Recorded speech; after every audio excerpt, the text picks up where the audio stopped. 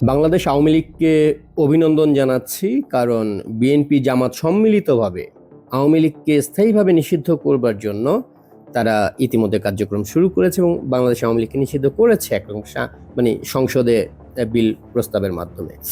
তো এই কারণে বাংলাদেশ আওয়ামী লীগ এবং আওয়ামী লীগের সকল নেতা কর্মীদেরকে আমার পক্ষ থেকে অভিনন্দন। কারণ আপনারা একটা বলি, আপনাদেরকে একটা ইতিহাস বলি, সেটা হচ্ছে ধরেন আদম কেন গন্ধম খেয়েছিল। মানে বেহেশতে এত এত ফল থাকতে সে কেন গিয়ে গন্ধমটাই খাইল? কারণ গন্ধম নিষিদ্ধ ছিল। ছোটবেলায় যখন আমরা অনেক ছোট, তখন দেখা যেত যে বাবা মা হয়তো ধরেন বলতো যে চকলেট খাওয়া যাবে না, চকলেট খাওয়া নিষিদ্ধ, তোমাকে দুধ খেতে হবে, দুধ স্বাস্থ্যের জন্য ভালো। আমরা দুধ খেতাম না, আমরা চকলেট খেতাম। তারপর আরেকটু বড় হইলাম, যখন বলা হইলো যে মেয়েদের কাছ থেকে একটু দূরে থাকতে, তখন ছেলে আর আমার ভালোই লাগে না। তখন মেয়েদের সঙ্গেই থাকতে আমাদের ভাল লাগতো, কারণ আমাদেরকে বলা হয়েছিল মেয়েদের থেকে দূরে থাকতে। আমাদেরকে যখন আরেকটু বড় হলাম, ধরেন বলা হলো যে পর্নোগ্রাফি দেখা ভালো না, পর্নোগ্রাফি নিষিদ্ধ।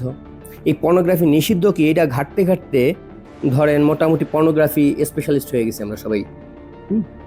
আমরা কি বলে যে অন্ততপক্ষে 10-15-20 জন পর্ন স্টারের নাম জানি, আমরা অন্তত 20টা পর্ন সাইডের নাম জানি। আমরা জানতে বাধ্য হয়েছি, কারণ ওইটা নিষিদ্ধ ছিল আমাদের জন্য। তো এইরকমভাবে জীবনে আজ পর্যন্ত আমি যেটা দেখছি, মানুষকে আপনি যেটা নিষিদ্ধ করবেন সেটা মানুষ আঁকড়ায় ধরবে, সেটাকে মানুষ লুফে নেবার জন্য অন্য সব কিছু বাদ দিয়ে ওইটাকে আগে খুঁজবে যেটা নিষিদ্ধ। আপনি দেখবেন কোন একটা সিনেমা যদি ঘোষণা করা হয় যে এই সিনেমাটা নিষিদ্ধ ঘোষণা করা হয়েছে, তারপর কি হয়? অনলাইন জুড়ে মানুষ পাগল হয়ে যায় ওই সিনেমাটা দেখার জন্য। ধরেন যদি এই সিনেমাটা নিষিদ্ধ না করতো, এখন যে পরিমাণ মানুষ দেখবে, ধরেন নিষিদ্ধ না হইলে তার 10 ভাগ মানুষও দেখতো না। শুধু নিষিদ্ধ করার কারণে মানুষ হুড়মুড় করে সেই সিনেমাটা খুঁজে বেড়ায়। এটা হচ্ছে কি আমাদের হিউম্যান সাইকোলজি। রাজনীতিও এর বাইরের কিছু না। তো আওয়ামী লীগের মতো একটা দলকে যারা নিশ্চিহ্ন করতে চায়, তারা মূলত আওয়ামী লীগের এই ফেরাটাকে আরো ত্বরান্বিত করে। আওয়ামী লীগের ফিরে আসা, গণমানুষের আওয়ামী লীগের পক্ষে রুখে দাঁড়ানোর যে ব্যাপার, সেই জায়গাটাকে আরো ত্বরান্বিত করে। এখন প্রশ্ন আসতে পারে যে ধরেন কেন গণমানুষ এখন দাঁড়াচ্ছে না বা কিছু। বিষয়টা হচ্ছে কি, দেখেন, একটা দেশের জনগণের আন্দোলন, প্রত্যেকটা আন্দোলন যখন কেউ সরকারে থাকে, পুরো ব্যাপারটা নিয়ন্ত্রণ হয় হচ্ছে আইন শৃঙ্খলা রক্ষাকারী বাহিনীর মাধ্যমে। সেনাবাহিনী এবং পুলিশ কতটুকু ছাড় দেবে, কোন আন্দোলন কতটুকু যাবে, সেটা মূলত সেনাবাহিনী এবং পুলিশ দিয়ে সরকার নির্ধারণ করে দেয়। আজকে মানুষ পথে নামতেছে না, কারণ এই যে সেনাবাহিনী জুলাইতে বাংলাদেশ বিরোধী জামায়াতের সঙ্গে মিলে, বিদেশি আরো 2-1টা দেশের সঙ্গে মিলে যে ষড়যন্ত্রের অংশ ছিল সেনাবাহিনী, সেই ষড়যন্ত্রের মুখোশ খুলে যাওয়ার ভয়ে, সেই ষড়যন্ত্রের মুখোশ খুলে যাবে এই ভয়ে সেনাবাহিনী এই মুহূর্তে জামাত এবং টোকাই এনসিপির মতো দলগুলাকে সমর্থন দিয়ে যাচ্ছে নিজের পিঠ বাঁচাতে।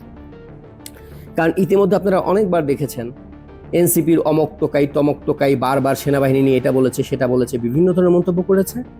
তো সেনাবাহিনীর মধ্যে ভয় ঢুকে গেছে যে যদি আওয়ামী লীগ কোনোভাবে ব্যাক করে ফেলে এবং আমরা যদি আওয়ামী লীগের বিরুদ্ধে না থাকি, তাহলে জামাত এবং এনসিপি আমাদের পুরো অপকর্মের কাহিনী ফাঁস করে দেবে উইথ ডকুমেন্ট। যেই কারণে সেনাবাহিনী এই মুহূর্তে ধরেন কট্টরভাবে আওয়ামী নিধনে ব্যস্ত। আওয়ামী লীগের নেতাকর্মীদের গণহত্যা করা হয়েছে গোপালগঞ্জে, সেটা সেনাবাহিনী সরাসরি করেছে।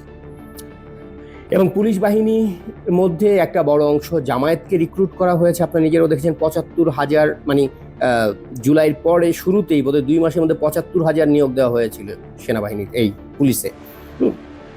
এবং সেগুলো ধরেন ওসি, এসপি, ডিসি টাইপের পদে, এবং এমন পদেও দেওয়া হয়েছে যে লোক কোনোদিন পুলিশ বাহিনীতে ছিলই না। হঠাৎ করে একটা প্যান্ট পইরা মনে করেন কোনো মতে প্যান্টের চেন লাগাইতে লাগাইতে দৌড়ে ওসির চেয়ারে বসে পড়ছে।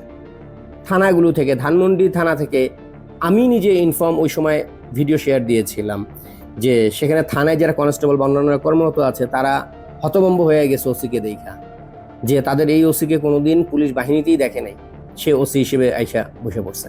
তো এইগুলো করে তো মোটামুটি পুলিশ বাহিনীকে দমায় রাখা হইতেছে, কিন্তু পুলিশ বাহিনী বেঈমান না। পুলিশ বাহিনী বেঈমান না, শুধুমাত্র একটা ডাক, একটা আহ্বান যদি পাওয়া যায়, এই পুলিশ বাহিনী বিদ্রোহ করবে এবং ন্যাংটা করে ফেলবে এদেরকে। সেনাবাহিনীর মধ্যেও মুক্তিযুদ্ধের পক্ষের শক্তি রয়েছে, মুক্তিযুদ্ধের পক্ষের মানুষ রয়েছে যারা এই পাকিস্তানি হায়নাদের সঙ্গে তাল মিলায়নি, কিন্তু তাদের সেনাবাহিনীর সেনাবাহিনীর রুলসের কারণে অনেকে মুখ বন্ধ করে বসে আছে। সেনাবাহিনীও দীর্ঘদিন পাকিস্তানের দালালি করে এই দেশে টিকে থাকতে পারবে না। অতএব আজকে যারা মনে করতেছে সেনাবাহিনী এবং পুলিশ দিয়ে আওয়ামী লীগকে নিষিদ্ধ করে ফেলবো, আওয়ামী লীগ এই দেশে আর ফিরবে না, জামাত আর বিএনপি মিলে রাজনীতি করবে, টোকাইর বাচ্চা এনসিপিরা মিলে রাজনীতি করবে, ওরা আসলে ইতিহাসই জানে না। হ্যাঁ, কিন্তু আমি এইটুকু অন্তত বিচক্ষণতা আশা করি, এনসিপির টোকাইর বাচ্চাগুলো 2 দিনের পোলা পাইনি, ওরা ইতিহাস জানে না, বিএনপির নেতারা জানে। সালাউদ্দিন যে পক পক পক পক করে কথা বলতেছে পার্লামেন্টে, ওর অন্তত ইতিহাসটা জানার কথা। রাজাকার পুত্র ফখরুল ইসলাম আলমগীর, যার বাপ হইল কুখ্যাত রাজাকার, সেই ফখরুল ইসলাম আলমগীর পকর পকর করে কথা বলতেছে, ওদের অন্তত ইতিহাস জানা দরকার। আওয়ামী লীগকে নিষিদ্ধ করে দেবেন, আওয়ামী লীগ আর বাংলাদেশে ফিরবে না, এইটাই একমাত্র অথর্ব মূর্খচোদা ছাড়া রাজনীতি সম্পর্কে ন্যূনতম জ্ঞান আছে এমন কেউ এই কথা বলবে না। আজকে একটা ব্যাপার খেয়াল করছেন, আওয়ামী লীগ নিষিদ্ধকরণের যে প্রস্তাব উত্থাপন করা হয়েছে, সালাউদ্দিন সেটা যখন আপনার কি বলে যে স্পিকারকে বলতেছে, তখন সে বলতেছিল যে জামাত এবং এনসিপির তারা মিলে, সবাই মিলে যে আন্দোলনটা হয়েছিল, সেই আন্দোলনের পরে জামাত এবং এনসিপি আওয়ামী লীগকে নিষিদ্ধ করবার মানুষের সমর্থন নিয়ে এরকম একটা প্রস্তাব তারা দিয়েছে, এবং সেই প্রস্তাবের আলোকে আমি উত্থাপন করতেছি। ব্যাপারটা এইরকম, আপনি সালাউদ্দিনের কথার প্যাচটা বুঝবেন। ও কিন্তু বলে নাই যে আমরা বিএনপি আমাদের পক্ষ থেকেও দাবি করতেছে আওয়ামী লীগ নিষিদ্ধ করার, বলে নাই। পুরো ব্যাপারটাকে ও ভিডিওটা আবার টেনে দেখেন, ও বলছে জামাত এবং এনসিপি আওয়ামী লীগকে নিষিদ্ধ করার যে প্রস্তাবনা দিয়েছে। তার মানে বিএনপি ইতিহাসটা কিছুটা জানে। কালকে যে নাঙ্গা করা হবে, যে হায়নার বাচ্চারা এখনো মনে করতেছে অনলাইনে অফলাইনে গালাগাল করে যে আওয়ামী লীগ জীবনে আসবে না, ওদেরকে বলবো ইতিহাসটা একটু পড়তে। এই দেশ ষড়ঋতুর দেশ। অর্থাৎ আজকে যারা আওয়ামী লীগ নিষিদ্ধ করা নিয়ে খুব বেশি লাফাচ্ছেন, আপনাদেরকে অভিনন্দন, আপনাদেরকে অভিনন্দন, কারণ আপনারা রেডি থাকেন, আপনার বাবা মার কাছে বইলা রাখেন যে আমি এই অপকর্মগুলা করতেছি, আগামীতে আমার সঙ্গে যে কোনো কিছু ঘটে যেতে পারে, আমার অপকর্মের দায়ে তোমাদের উপর যে কোনো কিছু ঘটে যেতে পারে, সেটার জন্য তোমরা মানসিকভাবে প্রস্তুত থাইকো। আওয়ামী লীগ নিষিদ্ধকরণ, এটা নিয়ে আওয়ামী লীগের কোনো নেতাকর্মীর মধ্যে কোনো আমি উত্তেজনা দেখতেছি না, কারোর মধ্যে কোনো মাথা ব্যথা দেখতেছি না, যারা রাজনীতি অন্তত বোঝে। সো আওয়ামী লীগ নিষিদ্ধ করার এই ঘটনাটা মূলত আওয়ামী লীগের জন্য একটা অনেক বড় প্লাস পয়েন্ট হলো। রাজনীতির জায়গায়, কূটনৈতিক জায়গায় আওয়ামী লীগকে নিষিদ্ধ করা আওয়ামী লীগের জন্য অনেক বড় একটা সুবিধাজনক অবস্থান তৈরি করতেছে, যেটা বিএনপি জানে, যেই কারণে বিএনপি সরাসরি বলতেছে না আমরা নিষিদ্ধ করতেছি। বিএনপি বলতেছে জামাত এবং এনসিপির দাবির ফলে আমরা এটা পাশ করতেছি সংসদে। তো বিএনপি বাঁচার চেষ্টা করতেছে, কিন্তু না, জামায়াতকে এই দেশে রাজনীতি করার অধিকার দিচ্ছে বিএনপি, এই দেশে পাকিস্তানপন্থী হায়নাদেরকে দালালি করে এই দেশটাকে ধ্বংস করছে বিএনপি।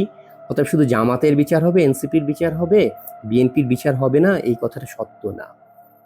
আমি আবার বলছি, আওয়ামী লীগকে নিষিদ্ধ করা হয়েছে, এই কারণে বাংলাদেশে আওয়ামী লীগ এবং আওয়ামী লীগের নেতাকর্মী সবার প্রতি আমার অভিনন্দন।